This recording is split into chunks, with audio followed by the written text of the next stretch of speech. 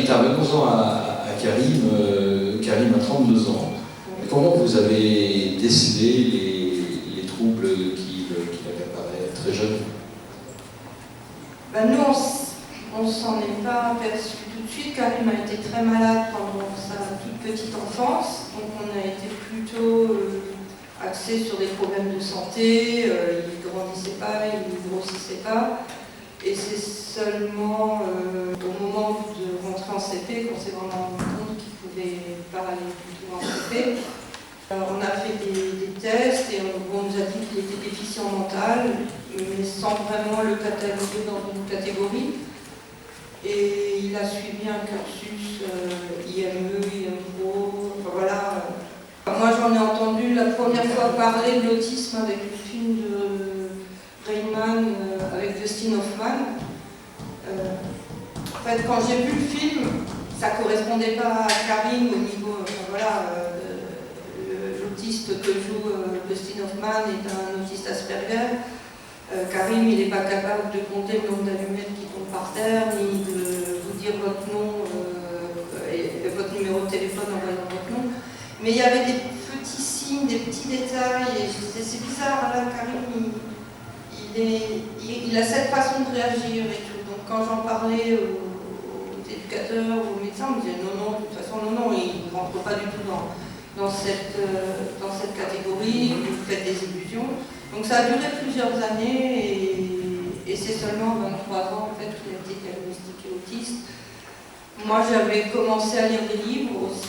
Le premier que j'ai lu c'était Temple Grandin, Pensée en images, et quand j'ai lu ce livre, je me suis dit mais c'est tout à fait son schéma. Donc j'ai essayé doucement de comprendre un peu ce monde et puis de voir qu'est-ce qui correspondait avec la façon de se comporter de Karim et qu'est-ce que je pouvais lui apporter.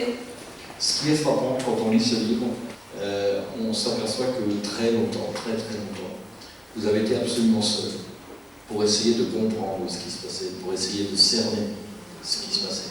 Et on ne connaît pas bien ces périmètres-là, mais au moins on a Internet et il y a des possibilités de communiquer grâce notamment à Internet, les réseaux sociaux. Peut-être on est moins seul, mais vous, à l'époque, vous étiez toute seule. La médecine ne vous apportait pas de réponse, l'information ne vous parvenait pas.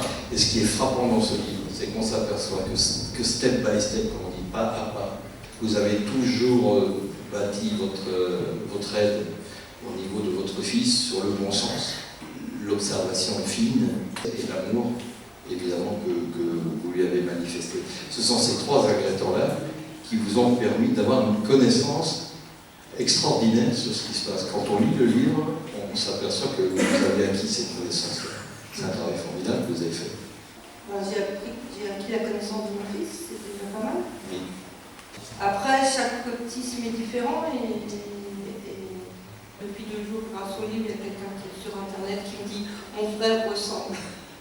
Et on s'envoie des messages, je dis « Ah, il a aussi des DVD dans sa chambre ». Oui, il en a plein son mur. Donc, voilà. Après, il y a 600 000 à 700 000 autistes en France, avec des troubles très différents. Donc, ça fait 600 000, 700 000 mamans qui se battent, qui essayent de se battre. Surtout les jeunes mamans qui sont beaucoup plus efficaces que moi je l'ai été. Les pays anglo-saxons sont nettement plus en avant que la France. Donc, on essaye de voir ce qui se passe ailleurs pour le ramener ici. En fait, ce qui m'a beaucoup aidé, c'est qu'à un moment de ma vie, quand Karim est parti en internat, j'ai repris des études parce que ça m'a laissé un vide en fait qu'il avait en internat. J'avais besoin de me nourrir et par hasard, j'ai choisi la sociologie et en socio, j'ai craqué pour les films. Et là, ça a été une vraie révélation parce qu'on étudie la différence. Et à chaque fois, je me disais, il y a des choses que je peux prendre là-dedans qui peuvent me servir pour Karim, qui me faisaient relativiser, qui disaient, c'est pas grave, dans d'autres sociétés, on ne sait pas forcément compter très bien et ça marche aussi. C'est pas une maladie, il y a d'autres façons de voir, d'autres façons de faire. Et puis, il y a surtout un professeur, quand c'était celui d'Océanie, son premier cours, quand il est arrivé et qui m'a dit en Océanie, la violence de communication. Et là, je me suis dit, waouh, je vais pouvoir communiquer avec mon fils. Parce que Karim était d'une violence extrême, comme beaucoup d'autistes. Et souvent, nous, les parents, on subit cette violence au quotidien et on ne sait pas quoi faire. Et là, je me suis dit, je vais utiliser cette violence pour essayer de communiquer avec lui. Et puis, on a fait des combats de sumo. Je suis rentrée dans cette violence et peu à peu, en essayant à côté de ça de décortiquer grâce à l'anthropologie, on avait des cours d'anthropologie du temps, je me suis rendu compte que Karim avait une autre façon d'appréhender le temps, donc j'ai essayé de comprendre comment fonctionnait et on se rendait compte que finalement quand on lui donnait des indications de choses qui allaient se passer dans le futur, il disjonctait. Donc, j'ai commencé à lui étirer le temps, à essayer d'aller à demain, et après-demain, et la semaine. Bon, ça a mis des années, hein. Là, au bout de 10 ans, on en est à peu près à la semaine prochaine. Et on continue à répéter, parce que si on ne répète pas, il y a des choses qui se perdent.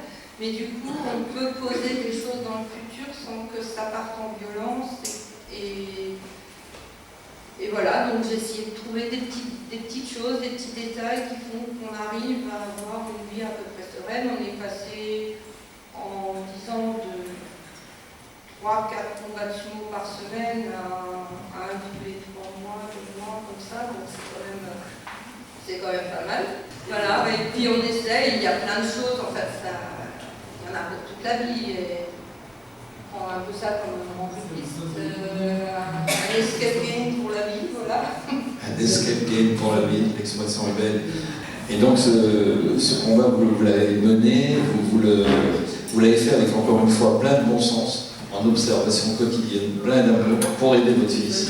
Et moi, je serais médecin. À la lecture d'un livre comme ça, je vous poserai peut-être quelques questions. Voilà, je dis juste comme ça, c'est pas facile pour les médecins de cerner ce genre de maladie, c'est une évidence. Mais la lecture d'un livre comme ça devrait faire poser quelques questions, notamment vis-à-vis de la fameuse camisole chimique que vous évoquiez et qui est malheureusement encore un peu trop souvent la règle. Disons que dans les hôpitaux psychiatriques, j'ai lu dans un article en fait 55% des personnes en contention étaient des personnes autistes.